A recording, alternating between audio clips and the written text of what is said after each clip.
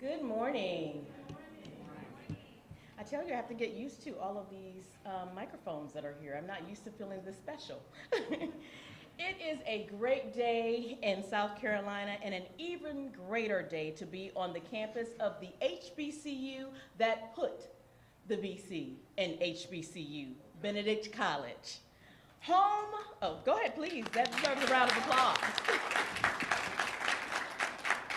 We are home of the first HBCU in the state of South Carolina to have an ABET accredited environmental engineering program, home of the 2022 SIAC football champions, home of the 2022 Macy's Thanksgiving Day Parade performing Marching Tiger Band of Distinction, and home of the first HBCU in the nation to launch an esports degree program and gaming lab. On behalf of our dynamic president, Dr. Rosalind Clark Artis, who truly did want to be here today, but due to other commitments, she was not able to, and the entire Benedict College family, I welcome you to our campus where the talented Benedict Tigers thrive. I use the word talented intentionally to describe the caliber of our students and to illustrate the commitment that Benedict College has to creating pathways for our students to pursue successful careers. Not just successful careers, but lucrative, transformative, and impactful careers. Yes. Today, we will highlight one of those pathways, one that has been collaboratively established in partnership with Talent Sprint, Google, and our friend and dedicated advocate, Congressman Rokana. We are honored to be among the first schools in the United States to be included in the TechWise program, and we are even more excited about the opportunities that this program presents and offers our students to pursue careers in the innovative and ever-evolving technology industry. I want to take this moment to recognize some of our elected officials and special guests that are here with us today. Our state HBCU champion, Congressman James E. Clyburn.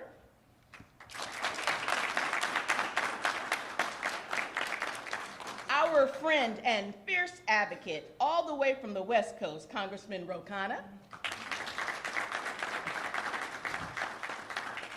State Senator Gerald Malloy. State Representative Wendell Gilliard. State Representative Robert Williams. State Representative Ivory Thigpen. We also have a member of our City Councilwoman Aditi Bustles, who's representing the Mayor Rickerman today. Federal Co-Chairperson of the Southeastern Crescent Regional Commission, Jennifer Clyburn Reed. Benedict College Board of Trustees member and National Alumni Association President, Mrs. Sadell Gates. Talent Sprint CEO, Santanu Paul and his team.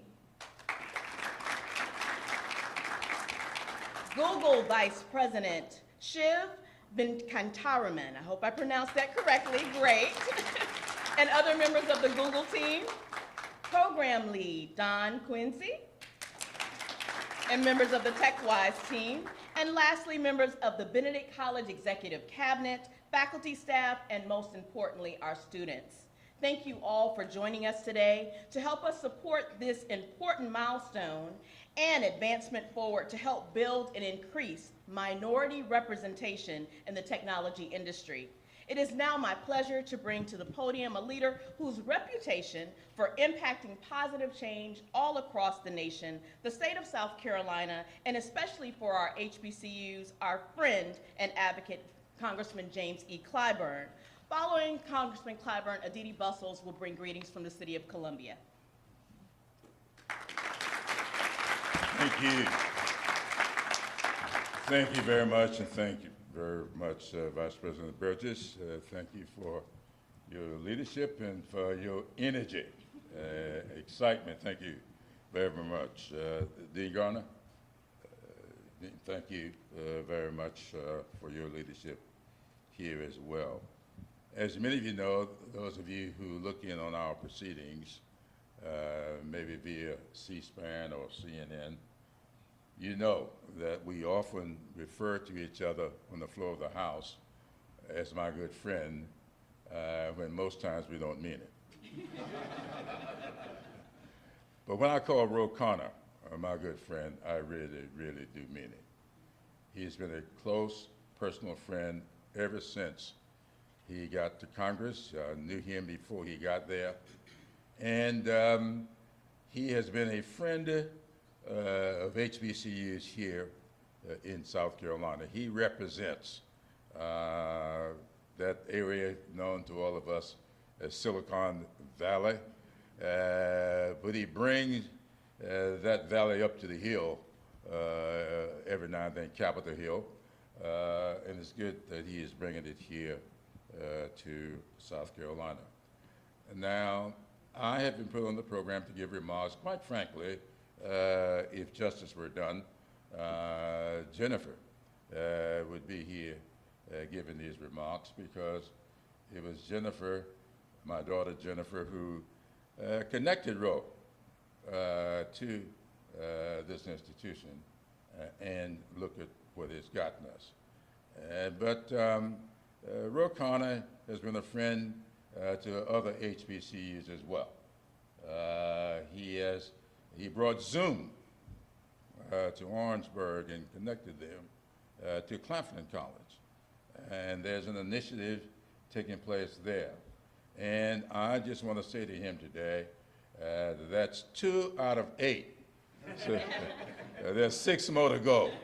And as many of you know, there are 8 HBCUs in South Carolina, and 7 of them happen to be in the district that I proudly represent. And so I want to thank him for this. Now my staff gave me some remarks, but I'm not going to use them. I seldom do. But I always hold on to them just in case I draw a blank, as I sometimes do. But I want to just say one thing to make the point as to why we're here today. Many of you know the story of Ron McNair, who grew up in the little town of Lake City, South Carolina. Ron McNair grew up at a time when he was not allowed to use the library in his town. He grew up attending Carver High School, a school that no longer exists because the school was named for George Washington Carver. And of course, when schools were integrated and merged, that school went away as a high school. Well, just before that fatal flight, Ron McNair came to Columbia to sit down with the folks at the University of South Carolina, where he had been, well, let's just say he had agreed that this was going to be his last flight, and at the end of this flight, he would become a professor at the University of South Carolina. He stopped by my office that day before going back out to Houston to continue preparation for the flight. And Ron said to me on that day, he said, you know, everywhere I go, people introduce me as this PhD in physics from MIT. But that's not what got me into the astronauts program. That's not what made me the success that I have become. He said, what made me were those teachers and professors at North Carolina A&T, who when I got there in need of remediation, they understood my background. they understood why I could do physics, but had a little bit of a problem making subjects and verbs agree. He said, well, because of the personal attention that they gave me, I was able to excel for the MIT, get a master's degree and a PhD in physics, and be able to circle the earth playing the alto saxophone. That's what HBCUs are all about. They take these young students, many of them undereducated, purposefully undereducated, and take them to where they can go because they had the capacity but never were given the proper resources. That's what Benedict is. That's what HBCUs are all about.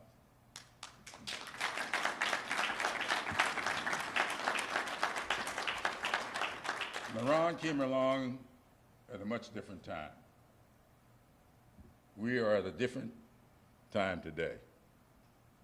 Ro Khanna recognizes the time within which we live.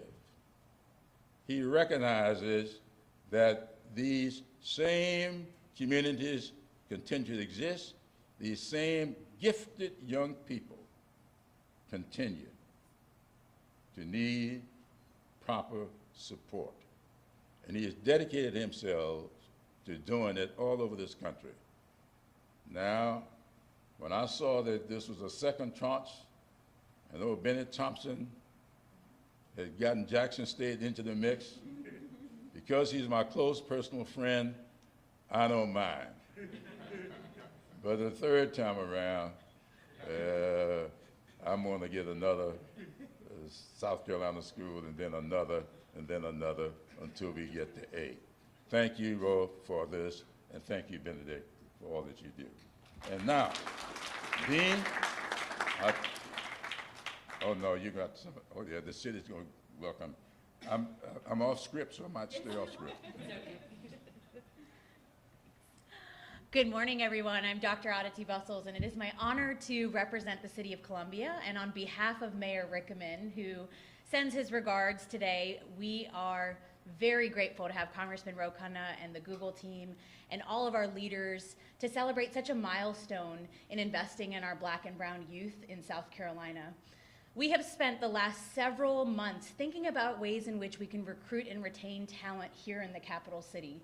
It's no surprise that sometimes people want to choose Greenville and Charleston, and no offense to all of y'all, but Columbia is a very special place with several assets and opportunities that are unique to Columbia.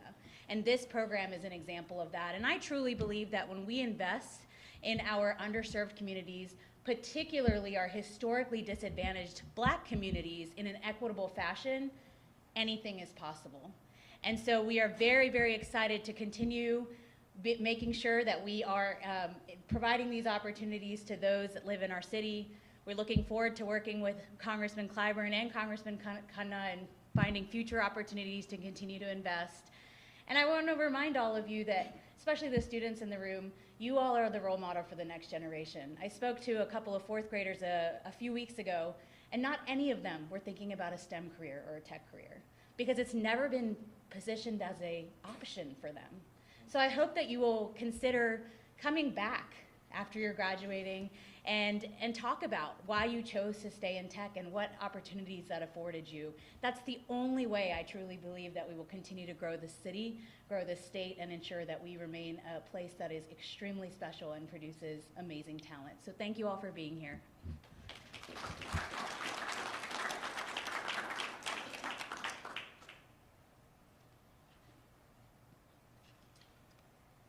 Thank you. My name is Robert Garner. I'm the Dean of Science and Engineering here at Benedict College. I joined Benedict College this past summer in July, and when I got here, I was so excited to hear about the TechWise program that was underway. It's exactly the type of program that I and the faculty in the School of Science and Engineering envision for our students. The students in this program are able to apply what they're learning in the classroom and while working and getting mentored with leaders and industry professionals. Part of the mission of Benedict College is to provide transformative learning experiences characterized by high-quality academic, co-curricular, and extracurricular programming.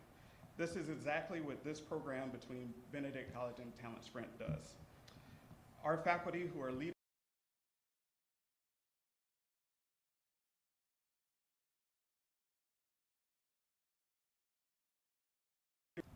while the TechWise program provides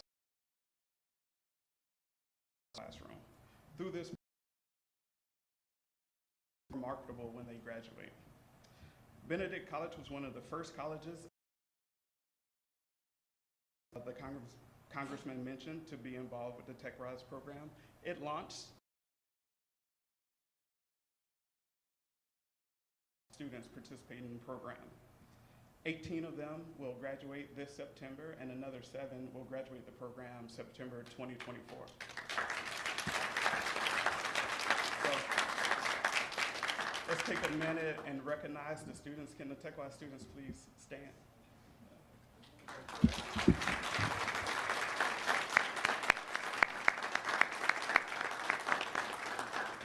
Thank you. So later in the proceedings, 2 of the students will give testimonials about TechWise, but I would like to point out that our students come from a variety of majors.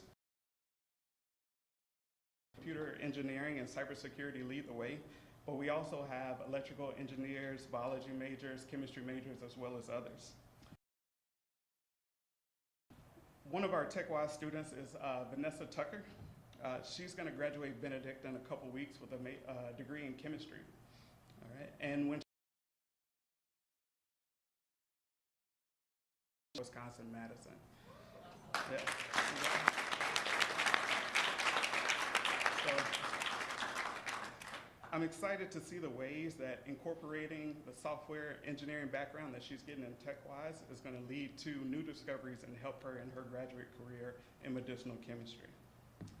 And that's just one example of the many of the transformative learning experience that students can receive here at Benedict College. So on behalf of Benedict College, our president, Dr. Rosalind Clark-Artis, the School of Science and Engineering, I would like to congratulate our students participating in the TechWise program. I would like to thank the Benedict College faculty and staff who support the program, and of course, a big thank you to the Talent Sprint and Google team that makes this all possible. Thank you. So next, let's hear from Google, and Shia will present. Thank you. All right. Thank you for the warm welcome, Dr. Garner, and for the warm welcome, Vice President of Benedict College.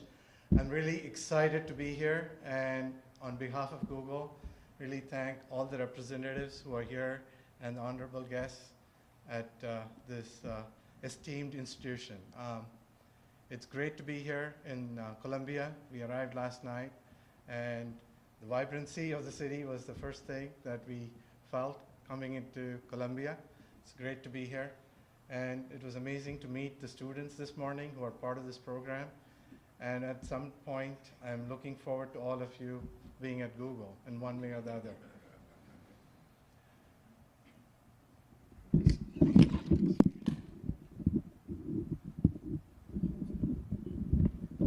I'm not used to so many microphones here. Apologies.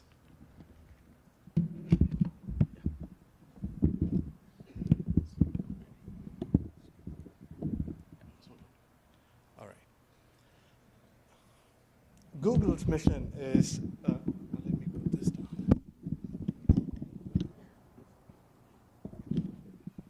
Google has a mission to organize the world's information and make it universally accessible and useful. The key word is universal and making it accessible and useful. And in pursuit of this mission, one of the things we have done is to make information access really easy. It's a search box where you come in and search for something, and it's very intuitive and easy and makes everything accessible. One of the things that we also want to do is to make technology be something that everybody has access to, knows more intimately. And in order to do this, we need to bring tech into communities. And bringing technology into communities starts with investing in communities across the world. And for us, the key part of it is making sure that everyone, regardless of who they are, what their background is, making access to technology in schools, colleges, local communities is a very, very, very important ingredient. And the TechWise program is an important component of it. And thanks to the great partnership we have with Talent Sprint and with Benedict College, really happy to bring this here to South Carolina. How many of you know that Google already has a presence here in South Carolina? Very few of you. So we have a big data center in Moncks Corner in South Carolina, not so far from here. And it's one of our biggest data centers. And much of the great things that you experience with Google happens right here in South Carolina. And I know some of the newer technologies such as artificial intelligence and other things that you hear about is happening right here in the back here with the supercomputers that are running here. And we would like participation of folks here in this room as part of this renaissance of technology or the next generation of technologies that we are working towards. One of the key things is that I started my career as a software engineer a long time ago. But I had the benefit as a software engineer of having mentors, somebody who would tell me, hey, these are the things you do, you don't. I remember struggling through that process of knowing what to do and what not to do and having mentors who guided me through the process. I remember my very first interview, not even knowing, getting into the interview, not knowing what I should say or do, and asking for help from some people that I knew. I had the privilege of having that benefit, and not everybody has access to it. My parents, my father was an engineer, and so I had the benefit of that guidance. Not everybody has access to it. The TechWise program is born out of the belief that everybody needs that mentorship. Representative Clyburn mentioned it here, that it is something that we are missing, and the TechWise program is meant to bridge that gap, create that mentorship that allows for everyone to access and the guidance necessary to succeed in the next stage of their careers. So I'm going to close with the following, with how this program came about. One of the things I also am responsible and champion is to bring STEM education to middle school and high school students through robotics. I know that I spoke to a few members of Congress here who mentioned that, hey, are there things that Google can do in our local communities and schools and colleges? There's a number of things that we can do, and we will figure out a way to get robotics programs into middle schools and high schools here. It's a great way to introduce students to STEM education. You were mentioning the fourth graders don't know what their careers are like. We need to start very early. And as part of our initiatives, robotics is something that my kids benefited from. We have a garage with robots, and Congressman Rokana has visited us and seen the benefit that students get in the Silicon Valley, but we can bring the valley here and bring that to students here in South Carolina. This program started when we were running a girl-powered robotics workshop at Google, and I met Congressman Rokana there, and he brought up the idea of creating a program, a more nationwide program to be more inclusive and bring students from all over the world, all over the country, in various districts, into tech. And I was inspired by his book as well, Dignity in a Digital Age. I don't know how many of you have read that book.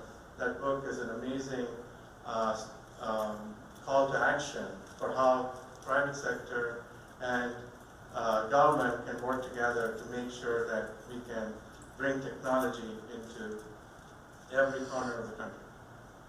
So that introduction, followed by Congressman Hanna introducing us to the various community colleges really created this program. And I had my friend Shantanu Paul from Talent Spring, who had an amazing idea of how to create that bridge between what Benedict College is doing here with the students and bringing the best education possible and bridging the gap with what companies like Google are expecting. So it's great to see this program take off. And I'm going to turn this over to my friend, colleague, Dale, who runs the Ads Office of Responsibility, and he's a director at Google, to talk more about what this program and how the students here can make good use of this program. Thank you.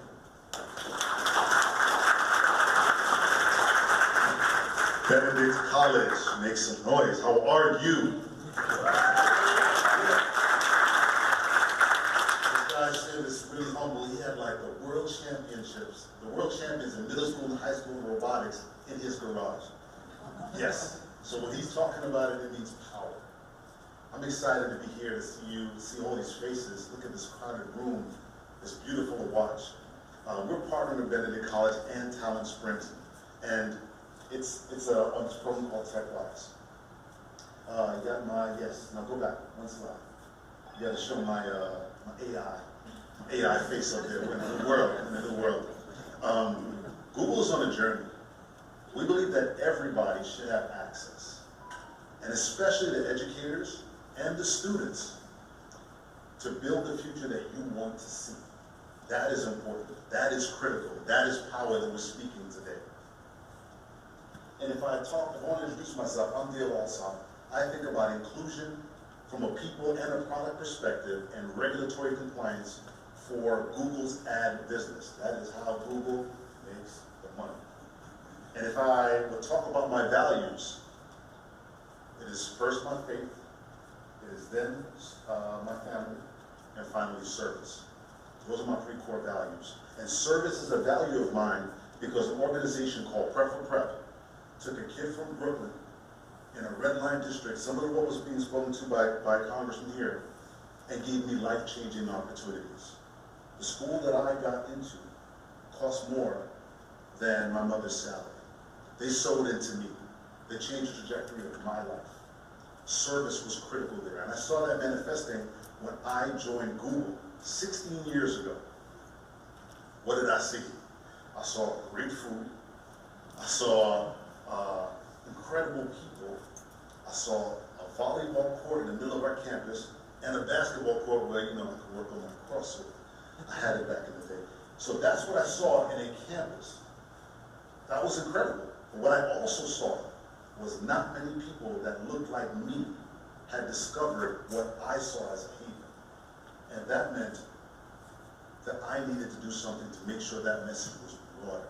So I started to volunteer, and if we click to the next slide, I started to volunteer, and I sat in front of an auditorium, similar to what the mayor's office said, 7 to 10-year-old underrepresented students, girls, Latinos, Black kids, Native Americans, 7 to 10-year-old, and I asked this question: who is the computer scientist? Now, computer scientists come in many orientations: race, religion, gender. So everybody there is a computer scientist, but those kids, when they were asked that question, they chose the male that was either white or East Asian. So they didn't see themselves on that screen. And if they didn't see themselves on that screen, they didn't see themselves in the future of wealth and influence, and that's a problem. This country has a wealth gap challenge for centuries, and I believe technology is going to solve that. How? I think it's going to be technology, and I think it's going to be scaled entrepreneurship, which is basically technology and entrepreneurship put together. But that's critical, but if you don't see yourself on that screen, the future is going to be worse than what we are today. So Google supported me a lot in that mission that I have for myself and for these communities. And if you flip to the next slide, in 2020, this is what I was so proud of my company stepping up and talking about our racial equity commitments. We were going to focus on the employee equitable experience. The products that we delivered had to think about the underserved groups in every element of product design. That's powerful. We thought about economic opportunity. We think about student outreach programs like TechWise. fit perfectly into our commitments to our users, to the community. And we talked about supporting racial.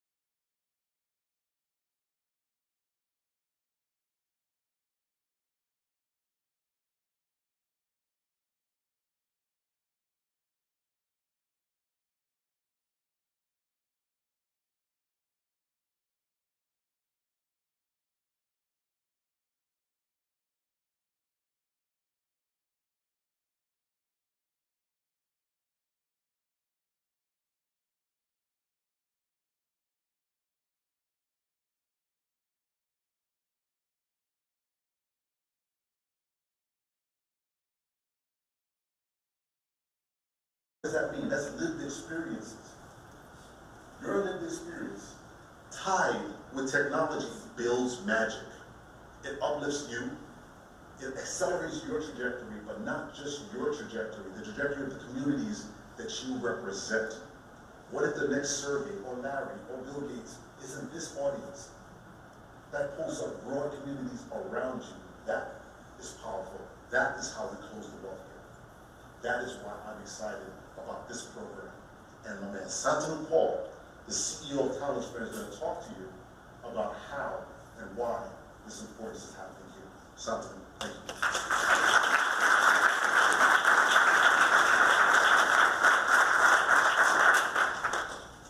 Well, I think Dale deserves one more round of applause for this amazing speech. Just look at the room. Thank you so much.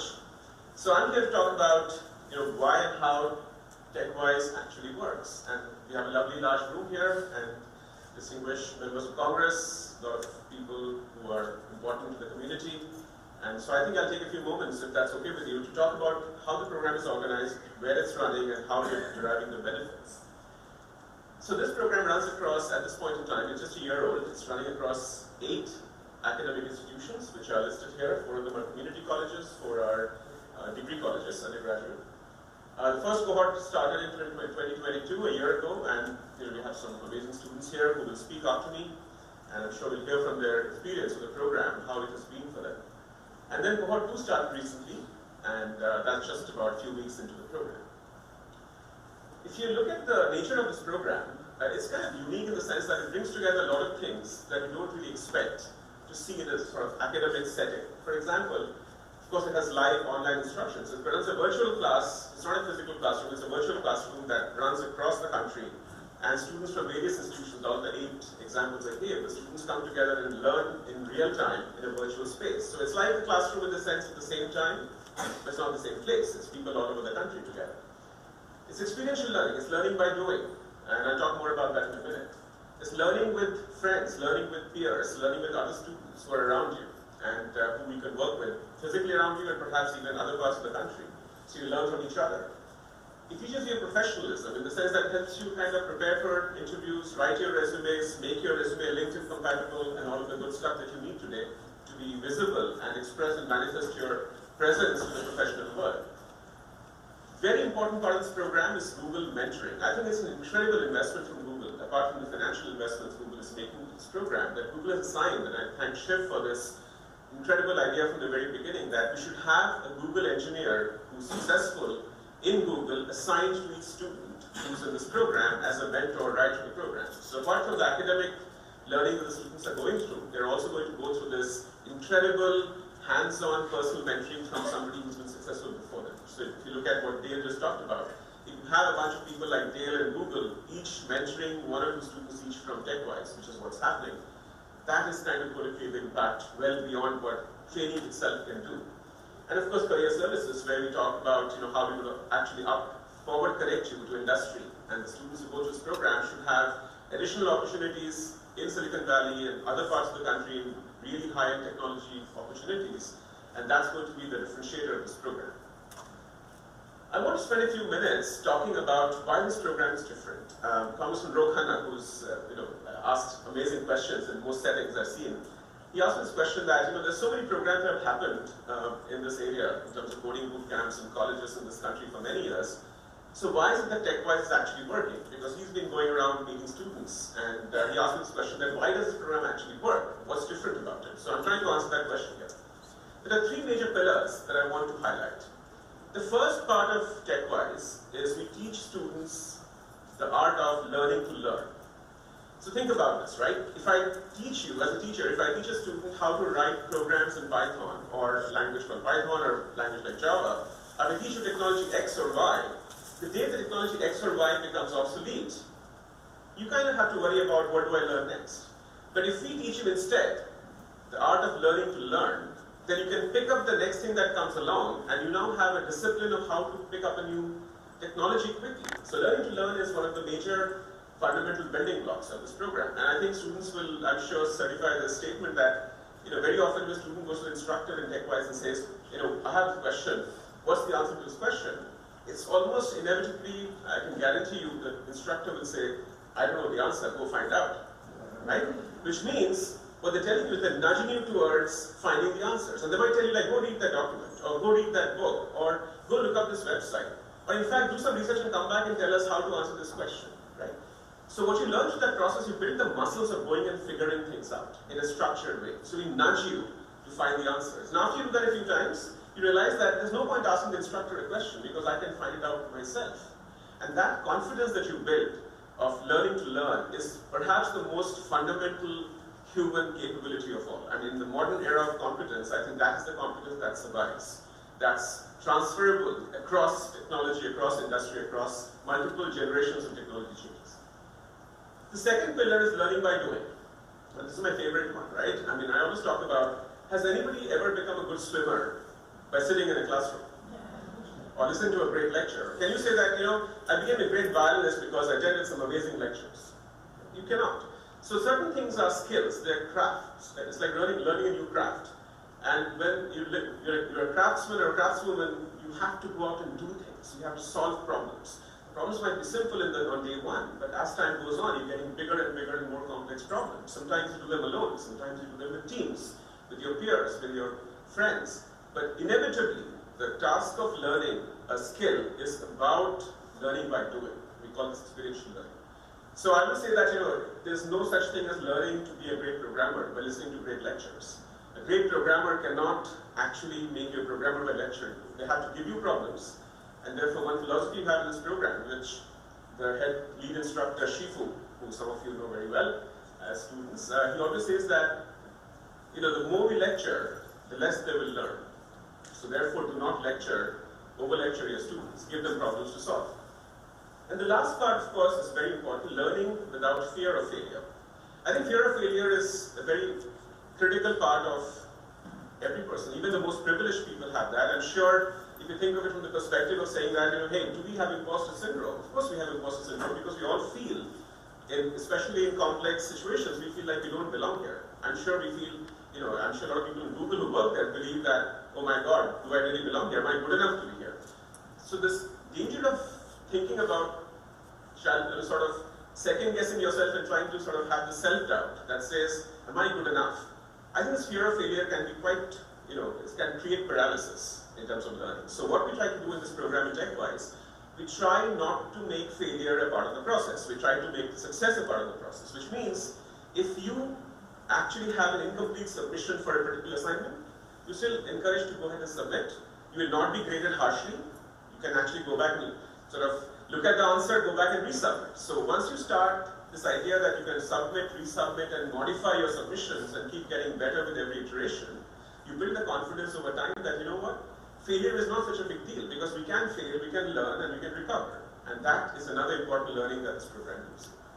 The last part, of course, I should tell you is that every student who is in this program will tell you that on day one, the instructors treat them like professionals and not like students. And that's an important distinction because We are preparing students for industry, and therefore it's important to treat them as professionals. They might be emerging professionals, they might be incomplete professionals, but they're still professionals that are work in progress.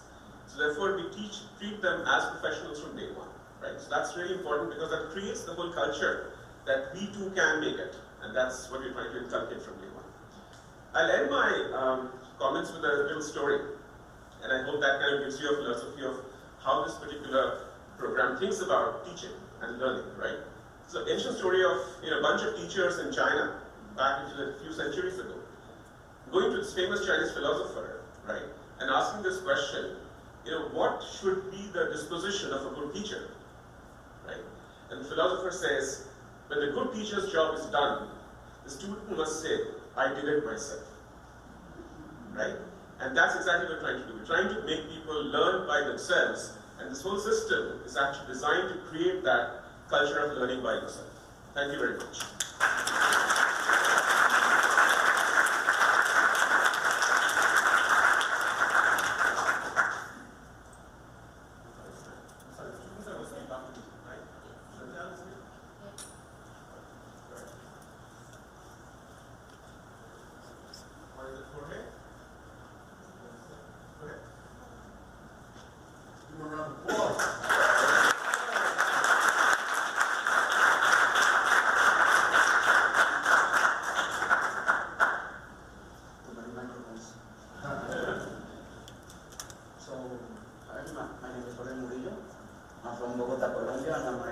Senior Secretary Major here at Benedict College.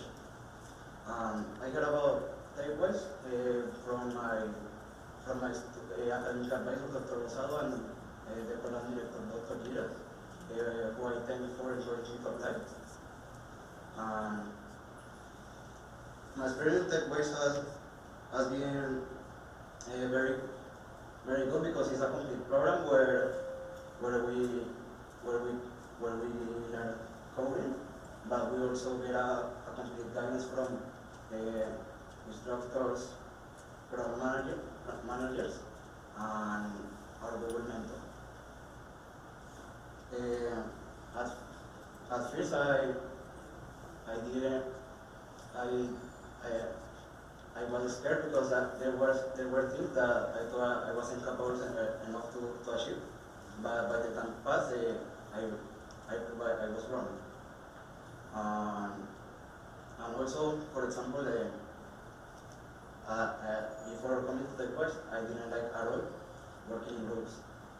But on the projects, for example, on cohort 1, I had a first group where we did the Pong game.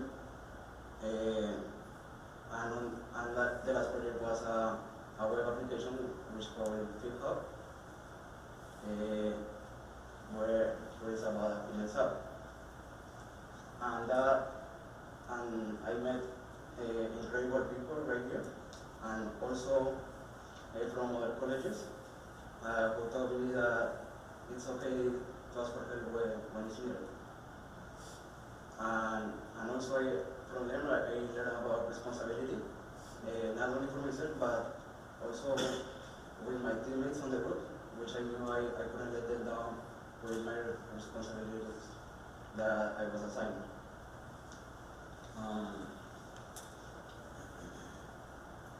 In summary, thanks to TechWise program and Benedict College, of course, I'm becoming a better student and more committed on my career.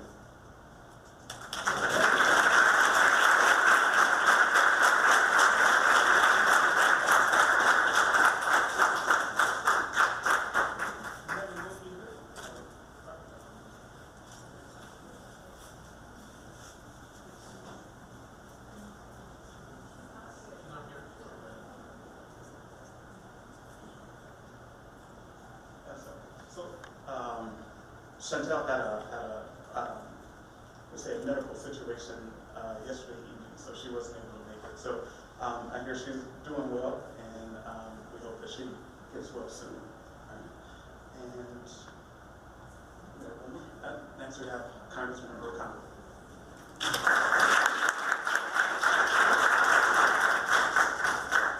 Good Clyburn, Representative Gilliard, Representative Williams, Representative Thigpen, Councilwoman Bustles, Vice President Burgess, thank you for having us.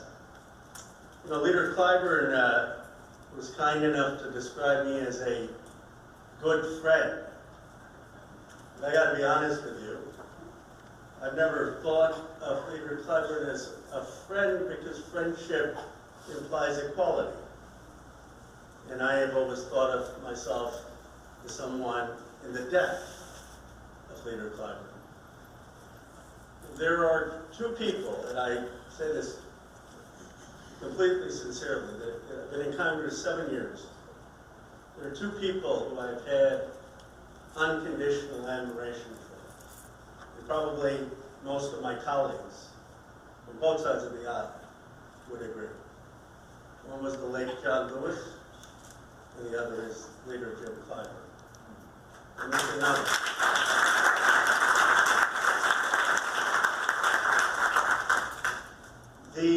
He's writing a book about the history of Reconstruction and 8 congresspeople who came before him. I didn't know, almost 70 years, 80 years before him. And so you'll have to read the book to understand much more of the history. But here's my small glimpse into it and what motivated me and what I saw when I was down with a colleague of mine, Tim Ryan, with Representative Clyburn in Claflin. You see, my story, my grandfather spent 4 years in jail with Gandhi in the Indian independence movement.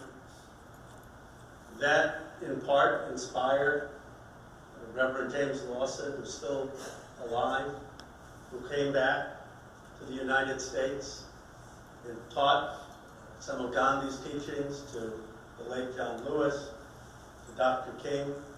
Dr. King had the Bible and the Gandhi reader everywhere he went. And it led to the Civil Rights Movement. And it led to people like Mr. Clyburn and many others fighting for civil rights, going to jail for it. If it weren't for that, my parents wouldn't have been allowed in the United States of America. And I shared this earlier with colleagues. It was the civil rights movement that led to the 1965 Immigration Reform Act. Before that, this country basically said, if you were Asian, we didn't want you. We wanted Europeans. So now, I said to Shiv and others, there's no secret, there are a lot of Indian Americans in Silicon Valley. I said, it's time we pay back to see what the Indian American community has achieved because of the civil rights movement. One more point, and Vice President Burgess knows this. Have you ever thought how many Indian faculty there are at HBCUs? Have you wondered why? The other universities didn't hire them in the 1960s and 1970s. So we were down, Tim Ryan and I were down with Representative Clyburn a few months ago, or a couple of years ago now. And we met these students in their early 20s. And they reminded me of these students in Silicon Valley, teeming with ambition, teeming with hunger, saying they were going to become multimillionaires, start technology. And I left thinking, wow, but they don't see the structural barriers in front of them. It was a naive optimism. They don't know that how hard it is to get the venture capital. They don't know the statistics of how few African American, Latino Americans are actually represented in Silicon Valley. Dale talked about wealth generation. You can't overcome the racial wealth gap if you don't overcome the racial wealth generation gap. The black community was excluded from the agricultural revolution, excluded from the industrial revolution. Shame on us if they don't participate in the digital revolution. And right now they're not enough. And so we started with Mr. Clyburn with Zoom and Claflin. And I called Jennifer. Jennifer, will you please stand? Because Jennifer's really been the mastermind.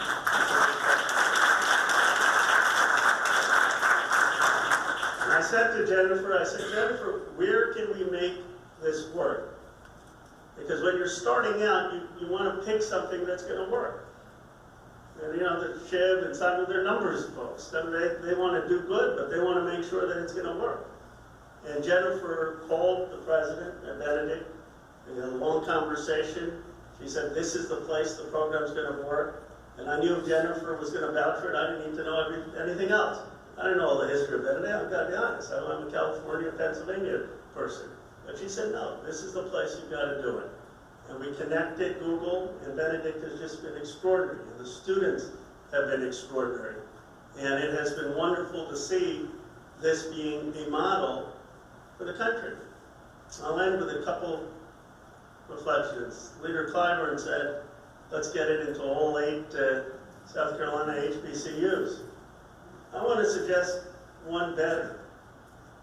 This program, to do 1,000 students, would cost $10 million. To do 100,000 students would cost $1 billion in the United States.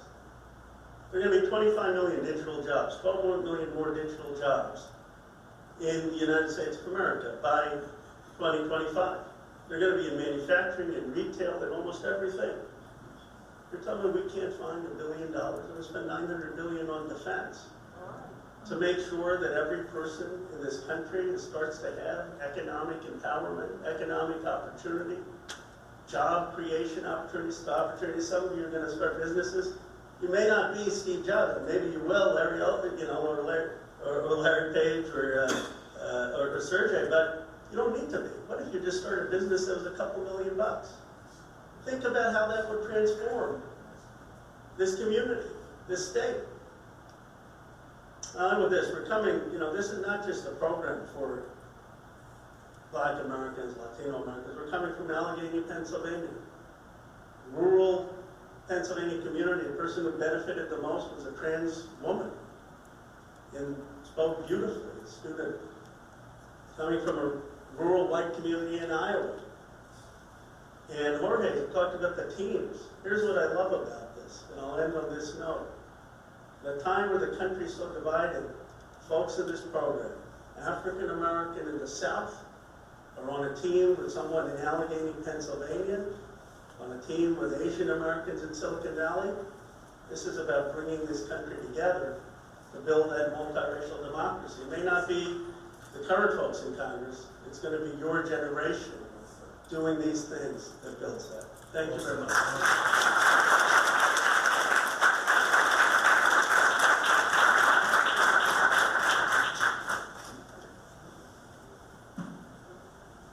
We have a very special presentation. Will Miss Brenda Grant please come forward?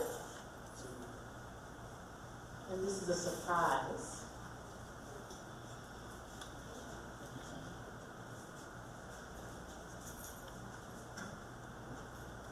Good morning, everyone. Good morning. I'm Commissioner Brenda Grant from Charleston, South Carolina, and we have a special presentation for Congressman Roe Conner.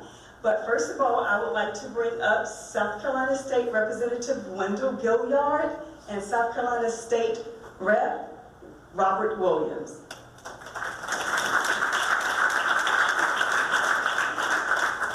It's a privilege for myself to be at Benedict. I'm an alumnus, graduating class of 1990.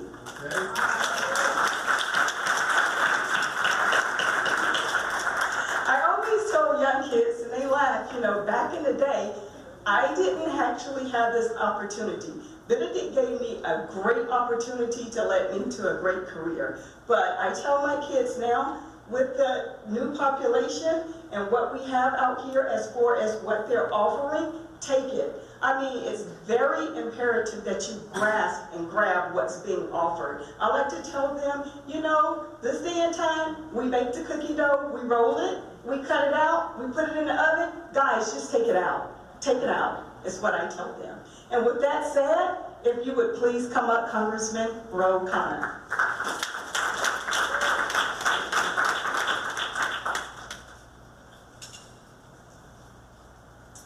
This is a House resolution to be recognized and honor Congressman Roe Conner, United States Congressman from the state of California, the 17th Congressional District. I won't read all, but I'll read this important part. Whereas he has worked across the aisle to produce legislation that will invest in science, technology, creating millions of good-paying tech jobs, revitalizing American manufacturing and the production. He has authorized the Endless Frontier Act, which formed the basis of sweeping chips and science signed into the law by President Biden. We, therefore, let it be resolved by the House of Representatives that the members of the South Carolina State House of Representatives, by this resolution, recognize and honor Ro Kahana, Congressman from the state of California, 17th District.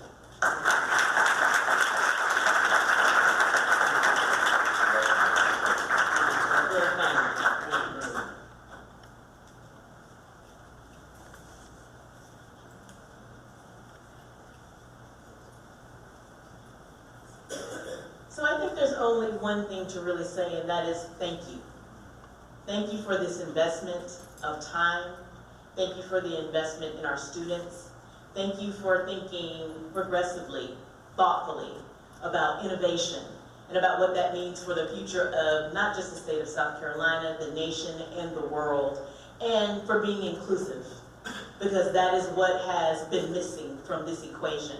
So we thank you for putting Benedict College at the top of the list. I do believe it'll circle back around, Congressman Clyburn, to the other schools. We're claiming it for South Carolina. But more importantly, what this means is that this means a progressive future for the entire world. So thank you to our friends from Talent Sprint, from Google, all of our faculty and staff, and students, please absorb and take everything that you have learned and go forth and pay it forward. Now we want to open up the floor if there are any questions, and I know that Dean Garner will assist us with this relative to the program or any of the speakers today. And if not, I'm going to ask for our special guest to remain for some photos, and that will conclude our program. All right, all hearts and minds are clear. Let's go forth. Thank you so much.